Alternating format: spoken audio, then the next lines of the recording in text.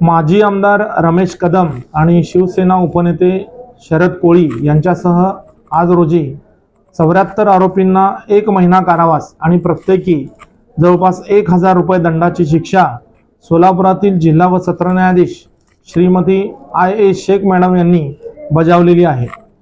याबाबतचा खटला आमच्या कार्यालयातील सरकारी वकील कविता बागल मॅडम यांनी चालवलेला असून याची सविस्तर हकीकत अशी की दिनांक 4/7/2015 रोजी मोहोळ येथील शिवाजी चौक या ठिकाणी माजी आमदार रमेश कदम व शिवसेनेचे उपनेते शरद कोळी यांच्यासह सर्वांना माननीय अपर जिल्हा दंडाधिकारी साहेब यांचे जमावबंदीचे आदेश लागू असताना देखील त्यांनी त्या आदेशाचं पालन केलं नाही आणि बेकायदेशीररित्या जमाव जमवून मोहोळ येथील शिवाजी चौकातील हायवे रोडच्या जागेमध्ये बेकायदेशीररित्या जबरदस्तीने प्रवेश करून हायवेला लावलेली जाळी तोडून शासकीय मालमत्तेचं सुमारे 1,32,500 रुपयांचं नुकसान केलेलं होतं आणि बेकायदा जमाव जमवून त्या ठिकाणी गोंधळ करण्याचा त्यांनी प्रयत्न केलेला होता।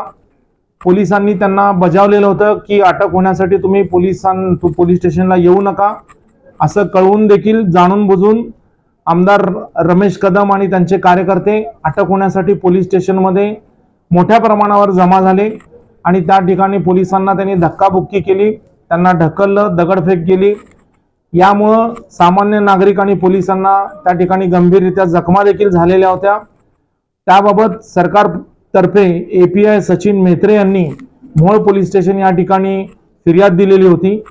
सदर फिर्याद दिल्यानंतर पोलिसांनी भारतीय दंडविधान कलम 353, 332, 333, 147 ते 149 प्रमाणे या सर्वांच्या विरोधात गुन्हा दाखल केलेला होता। सदर गुन्ह्याचा तपास पोलीस निरीक्षक बंडगर यांच्याकडे वर्ग केला असता श्री बंडगर यांनी उत्कृष्टरित्या तपास करून याच्यामध्ये दोषारोपपत्र न्यायालयात दाखल केलेलं होतं। सदरचा खटला चालवण्यासाठी जिल्हा सरकारी वकील कार्यालयाच्या वतीनं या कार्यालयाच्या सहाय्यक सरकारी वकील कविता बागल यांची नेमणूक आम्ही केलेली होती। त्यांनी शिताफीने या ठिकाणी 16 साक्षीदार सरकार पक्षाच्या वतीने तपासले। यामध्ये महत्त्वाची बाब म्हणजे 4 महत्त्वाचे सरकारी साक्षीदार हे फितूर झालेले होते।